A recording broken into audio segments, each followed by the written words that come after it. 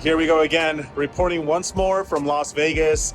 Last night I was at the Wynn. That was the last vlog you saw. Today we are at Bellagio, another of the main properties here in Vegas. And today the game is quite big. 100-100 with a big blind ante. There's also the $200 straddle that comes on all the time. So it's gonna be quite the sizable poker match, and it's inside of Bobby's room. If you don't know what that is, it's like a secluded part of the poker room here at Bellagio where all the legends used to play, including Phil Ivey, Negreanu, Doyle Brunson, Gus Hansen, and many, many others. I am not going to try to become a legend today, or at any point for that matter. Instead, my goal will be to avoid disaster, hopefully not lose any money, and who knows, if things go well, maybe we can win some dollars. So with that in mind, let's head inside, let's gamble, and as always, I'll chat with you guys after. Here we go.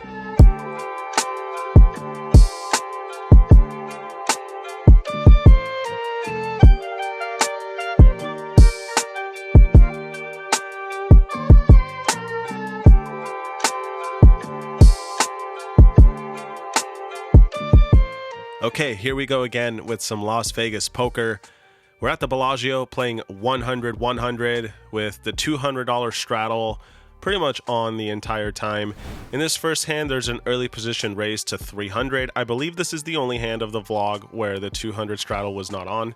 But anyway, someone makes it 300. There's one caller, and then the button bumps it to 2,000 bucks. I'm next to act in the small blind, and I have ace queen of spades. Already a slightly tricky spot with a raise, a call, and a re-raise. But overall, I think this hand is still strong enough to raise myself, so I make it $5,000. The early position raiser folds. The caller also folds, but the button is not going anywhere just yet. He makes the call, and we have 10,000 plus in the middle as we go to the first flop of the night, or I should say morning, since this game started at 10 a.m. But it comes down ace, ace, king. A very welcome sight to start the session. We flop pretty much the nuts. I bet $3,000, betting around a third like I would with all my hands. My opponent makes the call, and we're off to a turn card, which is the 9 of diamonds. Shouldn't really change anything, and I see no reason not to continue betting, so I throw in $5,500. Again, my opponent makes the call, which looks good to me, until the river comes the 8 of hearts. Certainly not my favorite card, as the obvious flush draw gets there. And I don't really see what worse hands we're getting value from at this point. I guess he could have a hand like ace-10 suited, or perhaps ace-jack, but instead I decide to pot control a little bit. Maybe he's got a hand like jack-10 of diamonds, or queen jack of diamonds that might want to bluff now, and if he's got me beat, I don't want to bet and face an all-in or something. So I check, and he pretty quickly checks it back. We end up winning. So maybe he had a hand like a king or something like that. I'm not sure, but I am sure that we're going to win this first hand, and that brings us to the second one, where early position makes it 500. The game has officially changed now to 100-100 with a 200. Anyway, I look down at pocket jacks on the button. Another great hand. I come in for the raise. I make it $1,500. And now the small blind on my left makes it $4,500. So already a lot of pre-flop aggression at this table. Early position raiser folds, and with a hand like jacks on the button, I can't go anywhere just yet. So I make the call, and we go heads up to a flop of ace 9-7 with 2 spades.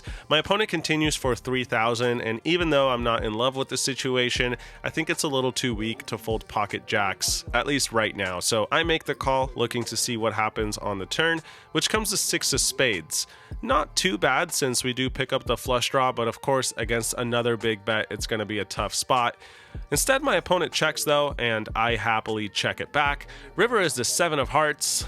Again, my opponent checks, and I just check back, trying to get to showdown. We end up beating queen 10 of hearts, so 2 nice pots to start the day. And that brings us to the third hand, where there's an early position raise to 600, and I look down at 7-deuce offsuit in middle position. You're probably wondering, why is this hand included? Well, in this game, we play the 7-deuce game, which, if you don't know what that is, it just means every time you get dealt 7-deuce, you have an opportunity to try to win the pot, and if you do, every player at the table owes you $300 a piece. I believe we were playing 9-handed, so 8 times 3, that's $2,400 that you can collect by winning with 7-deuce. Obviously, it's tough to win with this hand, which is the whole point of the game. Generates action and keeps things interesting, but I'm going to go for it. So I make it $1,800. Small blind cold calls the 1,800. The straddler also cold calls, and early position comes along as well. So we're 4-handed. At least we have last action, but having 7-deuce in a pot that already has 7K in it is not too exciting. However, the board comes out 5-5-5. And even though, of course, I don't connect, which will often be the case with 7-deuce, this is a really good flop to continue applying pressure on. Even if my opponents have some sort of medium or small pocket pair, they might not fold yet, but it's going to be really tough to hang on because I could have aces and kings and queens, stuff like that. So they check to me, and I continue bluffing with the plan of taking it down at some point. I throw in $3,500. First player folds, second player also folds, and then the third player folds. So we get it done right on the flop, turn over my cards, and of course we collect the bounty as well as the pot. Very nice results. And with that, we go to the next hand, which is also a bit unique because this was a bomb pot. Every dealer change, we were doing a $300 bomb pot. If you're not sure what that is, it just means every player throws in a predetermined amount, in this case 300, and we get dealt 2 cards as we go straight to a flop. So I look down at pocket queens in the small blind, I believe, and we go to a flop of queen 7-4. So running hot right off the bat today. Top set in a 9-way pot. You don't get to say that every day or ever, really. But we do have top set here. There's a bunch of draws and worse hands to get value from, so I'm not going to get fancy. Usually that's my MO when I play bomb pots anyway, is it's tough to be tricky 9 ways. You just kind of bet when you have it and check when you don't. So I throw in 1,000. I'm happy to see that we get 2 callers at least, and we go to a turn card, which is beautiful. The deuce of hearts should change absolutely nothing. So I continue betting, this time $4,000. Dylan Flashner makes the call. He's also in this game, but the other player folds. So we're going heads up versus Dylan to a river, which is the jack of diamonds. And you could not have asked for a better run out. There were so many cards that would have changed what the nuts were. But at this point, we still have the nuts, much like we did on the flop, which is quite nice because we know we will not be losing this hand. The question is, can we get some more money out of poor old Dylan, who is running bad once again? I bet $9,000. Let's see if he makes the call. He thinks for quite a while and eventually folds. So nice decision on his part. He told me later that he actually had a queen also.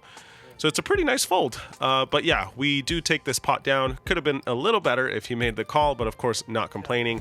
In the next hand, we once again wait for the bomb pot since I was pretty much card dead for the entire dealer.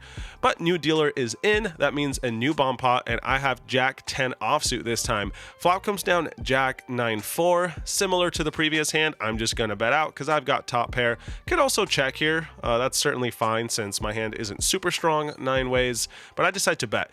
1,000. The player on my left makes the call. Everyone else folds. So we go to a turn card, which is the king of diamonds. I decide to continue betting. There are still many worse hands to get value from, and the king is mostly a brick unless we're up against something like king queen. So I bet a third, $1,500. My opponent once again makes the call, and we go to the queen of spades on the river, giving me a somewhat disguised straight since I would almost never have a 10 given the situation. So I decide to check it, which I don't know if I love, but my thinking was this was the type of player to bet when checked to, or at least that's what I had picked up so far. And we could, of course, check raise and perhaps target 2 pair, or maybe he's just bluffing and we give him some rope. So I check and he does bet $4,000. I'm just going to hope he's actually got something, so I don't want to raise too big. I make it 9,000. And he calls right away. Seems like a chop to me, and sure enough, that's what's going on. As what looked like a nice river card actually ends up backfiring a bit. He's got 10-8 of hearts, which is unfortunate because we end up chopping against that hand, which we were well ahead of before this river. Regardless, we move to the next one, where there's a raise to 500, and I look down at king-queen offsuit on the button. I make it $2,000 to go. Could also call sometimes, but I make it $2K. Big blind calls the 2000, and the early position raiser also makes the call. So we go 3 ways to a board of ace, king, deuce, rainbow.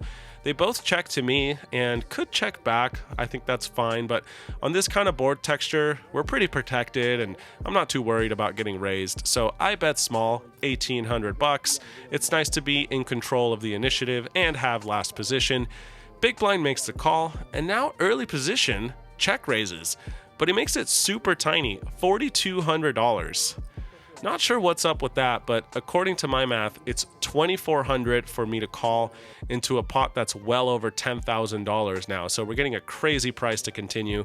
That's what I do. I throw in the money. The big blind also makes the call. So we're going to a turn card on which I'm probably going to tread quite lightly until it gives us 3 of a kind. The king of diamonds. The sun run is in full effect, it seems, at least today. Big blind checks, and now the early position player who check raised the flop announces all in for $7,600. Obviously, I make the call. Raising doesn't really accomplish much since it's best to just cross our fingers and hope the big blind also comes along. But after I make the call, the big blind folds his cards. So we're going to go heads up to the river.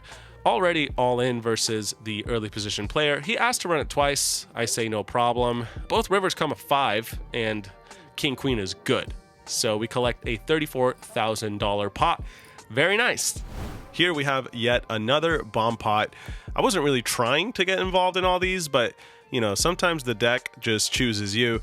In this one, we look down at queen 4 of spades and see a flop of king 7-4 with 2 spades. That's bottom pair and a flush draw. Hard to ask for a much better flop. Middle position bets $700. I'm on his left and could raise here sometimes, could call. I choose the passive option and just call. 2 other players also make the call, so we're going 4 ways to a turn card, which is nice. You could probably guess that this is how it was going to go based on today's session so far. It's the 8 of spades giving me the second nuts. Action checks to middle position. This is the player who also bet the flop, and I'm really expecting him to check now that the flush comes in, but instead he continues for $1,500. Kind of a weird spot now for me because if I raise, my hand is going to look super face up. If I call, then maybe we're giving outs to, you know, hands like 2 pair, sets, the naked ace of spades, whatever it might be. So I could see merit for both options. I decide to just call and see what the other players want to do. One of them folds, the other one also makes the call. So we're going to a river with last action once again, which is not my favorite card. It's the king of diamonds, pairing the board and of course improving a bunch of hands that these guys could have. First player checks, and now middle position, this is the guy who's been betting all along, fires out again, and it's quite a big bet. $12,000, over betting the pot and putting me in a very uncomfortable spot because even though I've got a queen high flush, it's tough to think we've got the best hand now. He would have to be turning something very strange into a bluff, like, I don't even know, ace 7 with the ace of spades, or maybe a hand like 7-4, which also feels a bit unlikely since I've got a 4 myself. I don't know. Would he take this sizing with just 3 kings or a smaller flush? I doubt it. I do think he might bet those hands, but I don't think he would overbet the pot with 2 guys left to act. So yeah, kind of a gross situation. And after a minute or 2 of thinking, I make a pretty tight fold. Maybe this is an easy fold for some of you. For me, not so much. I was very close to calling, but instead I decide to just fold. And unfortunately, the other player also folds. So we will never know whether or not this was correct. I'm going to tell myself it was, so I could sleep better at night, but who knows. Anyway, let's move to the next hand where I have 6-5 of spades. I open it up for $500, and only the straddler makes the call. So we go to a flop of jack 7-4 with 2 spades. Right back at it with card distribution today. He checks, I bet $1,000. Obviously going to continue betting, but I choose a bigger sizing because this board's quite dynamic. My opponent makes the call, and we go to a turn card, which is the 9 of clubs. Doesn't bring me any help, but of course, with having so many outs and 6 high, I'm going to continue betting. My opponent checks again, and I size up to a pot size bet of $3,300. I'm expecting either a fold or a call, so I'm quite surprised when he elects to check raise up to 10K. Not sure what's up with this. I would hate to be up against a better flush draw, say a hand like ace 10 of spades or, queen 10 of spades, something like that, because even if I continue, our spades might actually be dead. But my hand is still, I think, a little too strong to fold, so I decide to make the call. I do have position. If I didn't, I probably might have folded since he doesn't even have that much left in his stack after this raise, but instead I make the call. That means we are going to a river, which is the 6 of hearts, improving me to a pair. Very nice, but obviously not what I was expecting. And of course, it's not as funny when my opponent shoves all in for 12K. This is a half pot sized bet, and of course, it's a pretty easy fold, but instead of folding quickly, I think it over for a while because sometimes it's tough for me to describe during these voiceovers what I was thinking. But a lot of it feels, like instinct, and I was really just getting a vibe that he was bluffing. Now, what hands might he be bluffing with? It could be something like queen 10. It could be a hand like ace 3 of spades. It could be, a few different hands that my pair of sixes now beats. But in the end, I just think to myself that I could have many better hands to call with, and it kind of sucks that I have spades because now that the flush draw misses, we would want him to have the spades.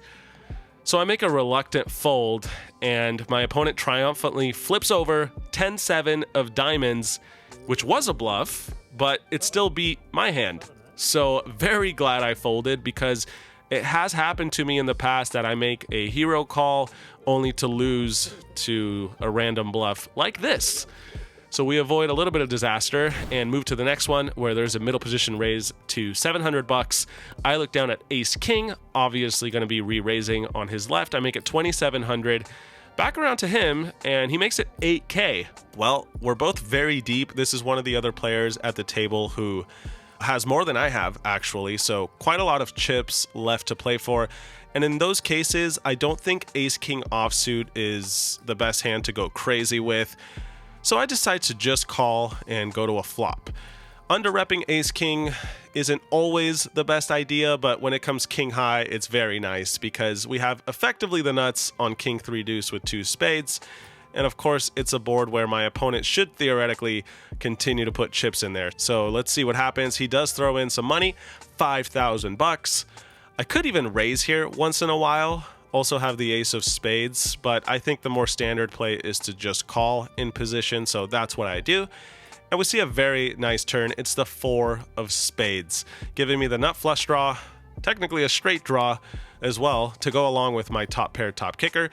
Unfortunately, my opponent does not put more money in though. He checks, and I decide to check it back, which I gotta admit I don't love. I think this is a pretty clear situation to bet. My hand is just way too strong, and I would have some bluffs here, so I think a bet here would have been better, but I check it back, which I also don't think is the end of the world.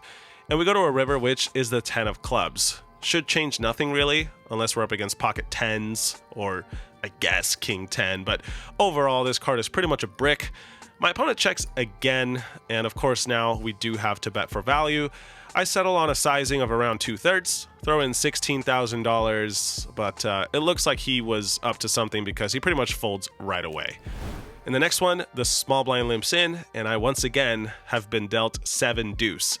Obviously going to go for it once more, so I raise out of the big blind on his left. Unfortunately, the straddle defends on my left, and the small blind calls as well. So we're going 3 ways, monkey in the middle, to a flop of ace 10 for rainbow. Of course, I completely miss, but similar to the last 7-deuce hand, this is a good board to represent strength on, I think. So the small blind checks, and I continue for about a third, $1,100. The straddler folds, but the small blind is not done with it just yet. He makes the call. Turn card is the 9 of spades. The small blind checks again, and of course, I'm going to continue betting here. Got to get some folds from hands like king queen or queen jack. He could just have a 10. He might even have a 4, say something like 5-4 suited. So I think a second bet is going to get it done more often than not. I bet $3,500, again around 2/3, and this is pretty much the amount I would bet if I had a value hand. But it looks like it won't be that easy because once again, the small blind sticks around with a call. So we're going to a river. There's 12K and change in the middle, and it comes a deuce. The deuce of diamonds, giving me a pair, which technically speaking might have improved me to the best hand. Of course, that feels unlikely. My opponent checks, and I don't know. I just was not in a mood to try to bluff this guy. He was stuck a bunch of money. He's been having a frustrating day, and after the turn call, I think more often than not, we're going to be up against a hand like ace whatever.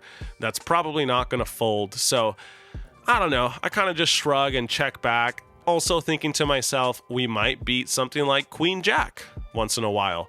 And sure enough, much like the rest of the day, this hand turns out perfectly as he flips over King Queen, calling down with King High, and of course now losing to a lone pair of deuces. That means we win the pot and again collect the $300 bounty from every player.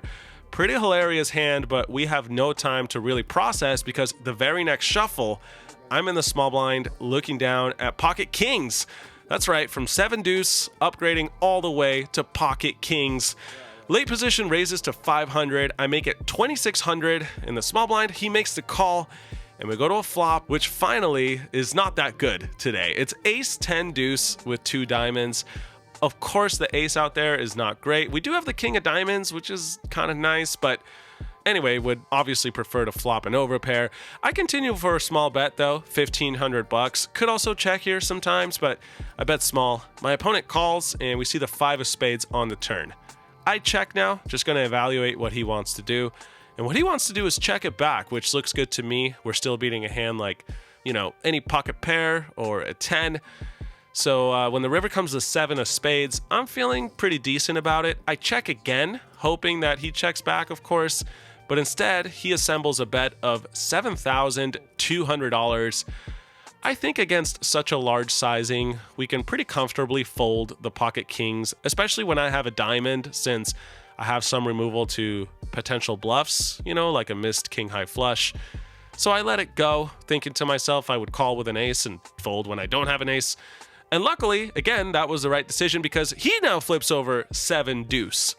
That's right, the 7-deuce giveth and also taketh because we have to pay now. The $300 penalty, as well as losing the pot. Doesn't feel great, but I guess it's only fair after, we punished everyone else twice today. Anyway, that was the last interesting hand. As always, I hope you enjoyed, and stay tuned for some final thoughts.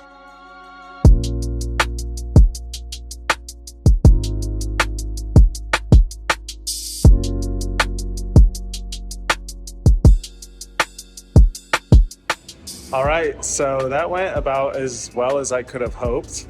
It's always interesting to see how the Vegas games compare to Hustler. It's much different, it feels like here you kind of have to earn it a little bit more. There's not as much crazy action. It's more about chipping away, winning the small pots, not losing your mind, at least for me. But I'm happy to report that today, that's kind of exactly what I was able to do.